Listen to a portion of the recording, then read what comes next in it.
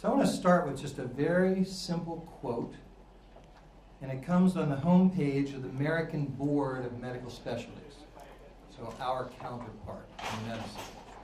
The American Board for Medical Specialties, recognized as the gold standard in physician certification, believes higher standards for physicians means better care for patients.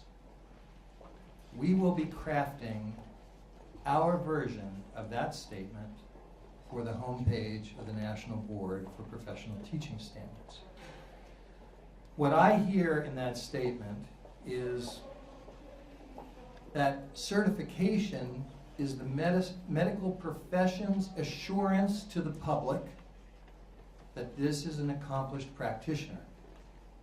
And since they believe that certified physicians make a difference in patient care, you must conclude only one thing. You have to have as many board-certified physicians as possible. That's how it works. The medical profession has become, I think we'd all agree, the epitome of the definition of a profession. It's not perfect. It never will be perfect. Human endeavors cannot be perfect. But medicine is as good as it gets. And in 1987, when the founders of the National Board came together to create this organization, they had in mind the medical model. People knew what medicine had done throughout the 20th century to become what it is today. And if you've looked at any of the history, 100 years ago, medicine was not the epitome of a profession. Conscious decisions were made. And it was a lot of work over decades. We created standards, profession-based and determined standards in 25 different areas of teaching. We created a very good process for certifying when teachers meet those standards. It's not perfect. We're trying to make it better. We're always trying to make it better. But you won't find a better process out there now that will certify, that will show you when a teacher is highly accomplished. What we have not done that medicine did was make this the norm, not the exception. It has to be what everyone in our profession aspires to. That's how you define a profession. Professions are not led by an elite group of Navy SEALs. A profession means across the board you have accomplished practitioners. That's what we have to strive for. We're proud of the 106,000 board certified teachers who are out there now. I've got 18 of the best ones right here on either side of me, and you're going to hear from them in a minute. But that's 3%. And that means that most children in this country will never sit in a classroom with a national board certified teacher. If only 3% of our physicians were board certified, we would not have the quality of health care in this country that we have today. We're proud of Wyoming, 7% of the teachers. Mary has bigger aspirations for that. She's only about growing that number. And the board certified teachers in the state of Wyoming are helping to do that.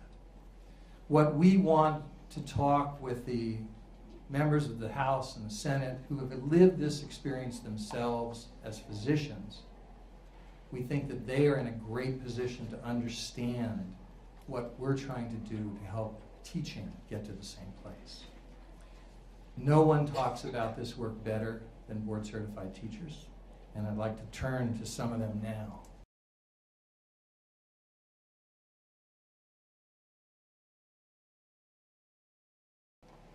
When I first came back to public education, I had spent most of my years teaching undergraduate education, but when I had 2 daughters late in life, I decided to come back and teach elementary school so I could be with my girls. I was at a school where my assistant principal was the first nationally board certified teacher in Georgia. And so I learned about national board certification with her. And then the next year, 10 of the faculty members, or 12 of the faculty members at my school went on to try to achieve national board certification. They worked together in a cohort, and then 10 of the 12 made it through their first year. The other 2 came on and made it in their second year. I made it when I was eligible after 3 years, and I was nationally board certified. Then other national board certified teachers started to hear about our school, and 2 more were hired because they were nationally board certified. So basically, half of the teachers at our school were national board certified teachers. They were from all different areas. Sometimes entire grade levels were nationally board certified, and it showed. We had the highest writing scores in the 3rd and 5th grade for our county. We had the highest standardized test scores for the 3rd and 5th grade in our county. After 8 years, I was there 8 years, we were nominated and elected as a national board or a national school of merit by the federal government Title I program. I loved being in that school because the collegial conversations were so rich, and everyone talked about what was best to do for those students. Not just a class full of students, but individualized students. Everyone worked together. We planned together. We spoke together. The media specialist, we would say, how can we best help Sam get on board with reading? Or what can we do to help with math, to help this class to move on in math? What strategies could we come up with the song that would help these children to remember how to do math quickly? And 97% of our first graders were at or above reading level, grade reading level by the first grade. So when you get them early and you help them strongly, then they're going to be successful. And what we want for our kids is for all of them to be successful and all of them to have the best chance. And I believe that national board certification was the thing that propelled our school to greatness and excellence. Now later on, I moved from that school, and now I'm at a school with 90% free and reduced lunch. I have children that come from very low socioeconomic backgrounds, but the standards are still there, and we still want the best for our students. This is an example. I had a little student in 3rd grade, and his name was Ricky, and Ricky was hard to teach. He was hard to settle down. He was hard to be able to get very much out of it all. But one thing I found out about Ricky is that Ricky was an excellent percussionist. And so when we had, indeed he was, played for his church. That was the highlight of his week, when he got to go to Sunday church and play the drums at church. When I found that out, I showed the children a video of a trash can band using 44-gallon Rubbermaid trash cans and buckets and big tin trash cans to make music. His eyes lit up like a Christmas tree. And so what I intended to do was create a trash can band. Because of my exposure to National Board, I became an avid grant writer. I wrote a grant, and we were able to form a trash can band with those students.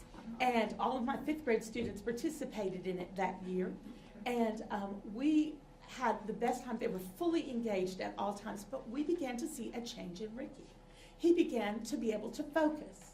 He began to look forward to coming to school because that was the day he got to practice in the trash can band. We began to see his grades go up. Now that year we had a benefit to the trash can band. The trash can band kids had a 30% jump in their math scores because music is math in motion. The next year we had a 38% gain in math in 5th grade. And last year, our math gains were the highest in the state of Tennessee for any 5th grade classroom. So we learn in national boards that we must be cross-curricular. We must think outside the box. We must find the help that children need to become successful. In my school, I believe this. There's a lot of adults that have let my kids down in their lives. I'm not going to be in that line.